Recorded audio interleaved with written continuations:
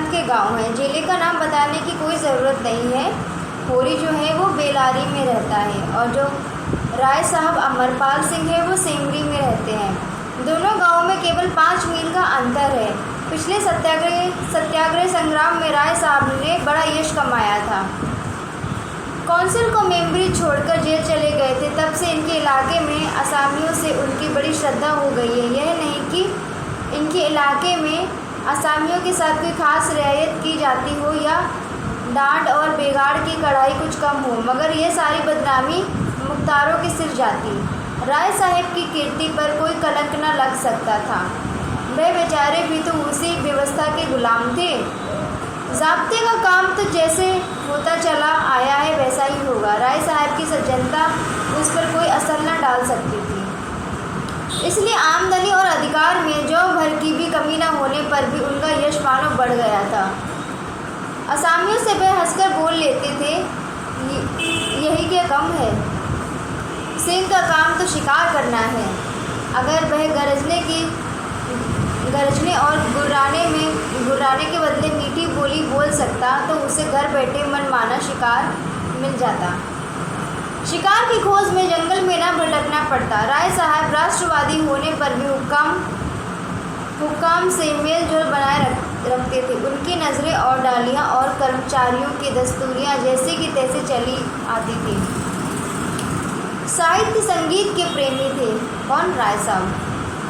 Drama के शौकीन थे, अच्छे वक्त थे, अच्छे लेखक, अच्छे निशानेबाज। उनकी पत्नी को मरे आज 10 साल हो गए थे, मगर दूसरी शादी नहीं की थी। हंस बोलकर अपने विधुर जीवन को बहलाते रहते थे। होरी ड्योढ़ी पर पहुंचा तो देखा जेठ के दशहरे के अवसर पर होने वाले धनुष यज्ञ की बड़ी जोरों से तैयारियां चल रही थी। कहीं रंगमंच बन रहा था, कहीं मंडप, कहीं मेहमानों का आतिथ्य गृह, कहीं दुकानदारों के लिए दुकानें।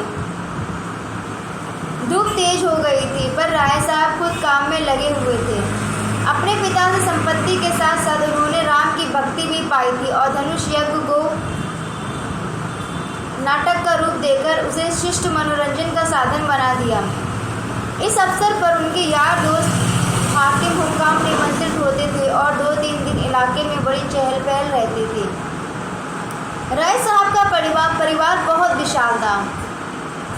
कोई 150 सरदार एक साथ भोजन करते थे।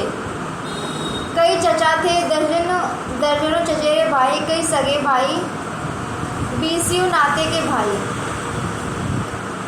एक चचा साहब राधा के अनन्य उपासक थे और बराबर वृंदावन में रहते थे। भक्ति रस से कितने ही कविता रच डाले थे और समय समय पर उन्हें छपाते रहते थे।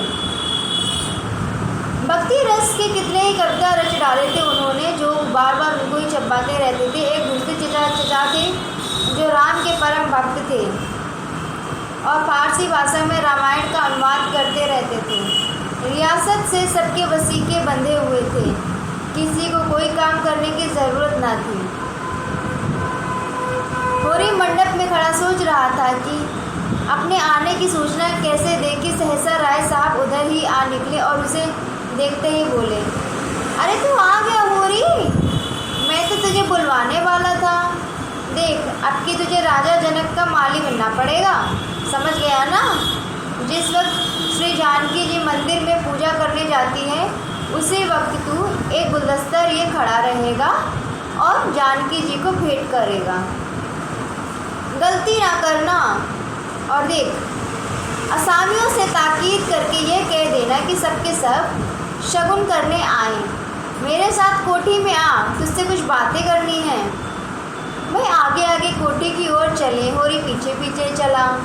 वहीं एक घने वृक्ष की छाया में एक कुर्सी पर बैठ गए और होरी को ज़मीन पर बैठने का इशारा करके बोले, समझ गया मैंने क्या कहा? कारकुन को तो जो कुछ करना है वह करेगा ही, लेकिन असामी जितने मन से असामी की बात सुनता है, कारकुन की नहीं सुनता। हमें इन्हीं 5-7 दिनों में 20,000 का प्रबंध करना है। कैसे होगा समझ में नहीं आता। तुम सोचते होगे मुझ टके के आदमी से मालिक क्यों अपना दुखड़ा ले बैठे। किससे अपने मन की बात कहूँ, ना जाने क्यों तुम्हारे ऊपर विश्वास होता है। इतना जानता हूँ कि तुम मन में मुझ पर हंसोगे नहीं, और हंसो भी तो तुम्हारी हंसी में बर्दाश्त कर सकूँगा। नहीं सह सकता उनकी हंसी जो अपने बराबर के हैं, क्योंकि उनकी हंसी में ईर्ष्या, व्यंग्य और जलन है। और वो क्यों ना हंसेंगे, मैं भी तो उनके दुर्दशा और विपत्ति और पतन पर हंसता हूँ, दिल खोलकर, तालियां बजाकर। संपत्ति और सहृदयता में बैर है। हम भी दान देते हैं, धर्म करते हैं, लेकिन जानते हो क्यों? केवल अपने बराबर वालों को नीचा दिखाने के लिए। हमारा दान और धर्म कोरा अहंकार है, विशुद्ध अहंकार। हम में से किसी पर डिग्री हो जाए, कुर्की आ जाए, बकाया मालगुजारी की इल्लत में हवालात हो जाए, किसी का जवान बेटा मर जाए, किसी की विधवा बहू निकल जाए, किसी के घर में आग लग जाए, कोई किसी वेश्या के हाथों उल्लू बन जाए या अपने असामियों के हाथों पिट जाए, तो उसके और सभी भाई उस पर हंसेंगे, बगले बजाएंगे, मानो सारे संसार की संपदा मिल गई है। और मिलेंगे तो इनसे प्रेम से, जैसे हमारे पसीने की जगह खून बहाने को तैयार हैं। अरे और तो और हमारे चचेरे, फुफेरे, ममेरे, मौसेरे भाई जो इसी रियायत की बदौलत मौज उड़ा रहे हैं, कविता कर रहे हैं और जुए खेल रहे हैं, शराबें पी रहे हैं, अय्याशी कर रहे हैं, वे भी मुझसे जलते हैं। आज मर जाऊं तो घी के चिराग जलाएंगे, मेरे दुख को दुख समझने वाला कोई नहीं। उनकी नज़रों ने मुझे दुखी होने का अधिकार ही नहीं है। मैं वो रोता हूँ तो दुखी की हंसी उड़ाता हूँ। मैं अगर बीमार होता हूँ तो मुझे सुख होता है। मैं अगर अपना विवाह करके घर में कलह नहीं बढ़ाता तो यह मेरी नीच स्वार्थ करता है। अगर ब्याह कर लूँ तो ये बिला शांतता होगी। अगर शराब नहीं पीता तो मेरी कंजूसी है। शराब पीने लगूँ तो वह प्रजा का रक्त होगा।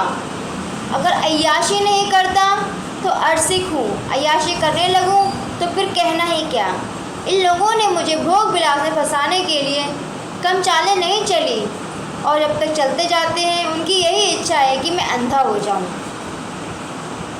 और ये लोग मुझे लूट लें। और मेरा धर्म यह है कि सब कुछ देखकर भी कुछ ना देखूं, सब कुछ जानकर भी गधा बना रहूं।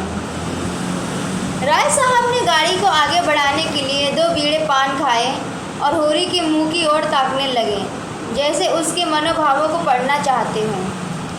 होरी ने साहस बटोरकर कहा, हम समझते थे कि ऐसी बातें तो हम ही लोगों में होती हैं, पर जान पड़ता है बड़े आदमियों में भी उनकी कमी नहीं है। राय साहब ने मुंह पान से भरकर कहा, तुम हमें बड़ा आदमी समझते हो। हमारे नाम बड़े हैं पर दर्शन थोड़े। गरीबों में अगर ईर्ष्या या बैर है तो स्वार्थ के लिए या पेट के लिए। ऐसी ईर्ष्या और बैर को मैं क्षम्य समझता हूँ। हमारे मुंह की रोटी कोई छीन ले तो उसके गले में उंगली डालकर निकलवाना हमारा धर्म हो जाता है। अगर हम छोड़ दें तो देवता है। बड़े आदमियों की ईर्ष्या और बैर केवल आनंद के लिए है। हम इतने बड़े आदमी हो गए कि हमें नीचता और कुटिलता में निस्वार्थता और परम आनंद मिलता है। हम देवतापन के उस दर्जे पर पहुंच गए हैं जब हमें दूसरों के रोने पर हंसी आती है। इसे तुम छोटी साधना मत समझो। जब इतना बड़ा कुटुंब है तो कोई ना कोई तो हमेशा बीमार रहेगा ही, और बड़े आदमियों के रोग भी बड़े बड़े होते हैं। वह बड़ा आदमी ही क्या जिसे कोई छोटा रोग हो। मामूली ज्वर भी आ जाए तो हमें सरसाम की दवा दी जाती है। मामूली फुंसी भी निकल आए तो वह जहरबाद बन जाती है। अगर छोटे सर्जन और मझोले सर्जन और बड़े सर्जन तार से बुलाए जा रहे हैं, मसीह मुल्क को लाने के लिए दिल्ली आदमी भेजा जा रहा है, भिषगाचार्य को लाने के लिए कलकत्ता, उधर देवालय में दुर्गा पाठ हो रहा है और ज्योतिषाचार्य कुंडली का विचार कर रहे हैं और तंत्र के आचार्य अपने अनुष्ठान में लगे हुए हैं। राजा साहब को यमराज के मुंह से निकालने के लिए दौड़ लगी हुई है। वैद्य और डॉक्टर इस ताक में रहते हैं कि कब इनके सर में दर्द हो और कब उनके घर में सोने की वर्षा हो।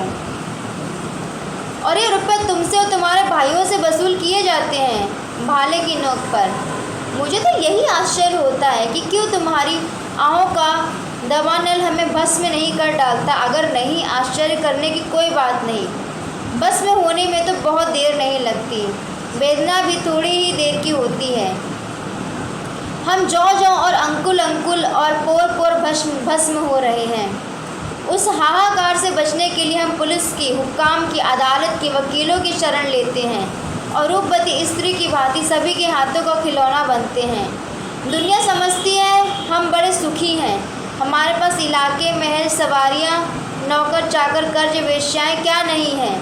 लेकिन जिसकी आत्मा में बल नहीं, अभिमान नहीं, वह और चाहे कुछ हो, आदमी नहीं है। जिसे दुश्मन के भय के मारे रात को नींद ना आती हो, जिसके दुख पर सब हंसें और रोने वाला कोई ना हो, जिसकी चोटी दूसरे के पैरों के नीचे दबी हो, जो भोग विलास के नशे में अपने को भूल गया हो, जो हुक्काम के तलवे चाटता हो और अपने अधीनों का खून चूसता हो, उसे मैं सुखी नहीं कहता। वह तो संसार का सबसे अभागा प्राणी है। साहब शिकार खेलने आए या दौरे पर, मेरा कर्तव्य है कि उनकी दुम के पीछे लगा रहूं। उनके भावों पे शिकड़न पड़ी तो हमारे प्राण सूखे। उन्हें प्रसन्न करने के लिए हम क्या नहीं करते, मगर वह पचड़ा सुनाने लगूं तो शायद मुझे विश्वास न आए। डालियों और रिश्वतों का तो खैर गनीमत है, हम सिजदे करने को भी तैयार रहते हैं। मुक्तखोरों ने हमें अपंग बना दिया है। हमें अपने पुरुषार्थ पर लेश मात्र भी विश्वास नहीं। केवल अफसरों के सामने हिला हिलाकर, दुम हिला हिलाकर हमारी तरह उनके कृपा पात्र बने रहना और उनकी सहायता से अपनी प्रजा पर आतंक जमाना ही हमारा उद्यम है। मैं उस दिन का स्वागत करने को तैयार बैठा हूँ। ईश्वर वह दिन जल्द लाए, वह हमारे उद्धार का दिन होगा। हम परिस्थितियों के शिकार बने हुए हैं।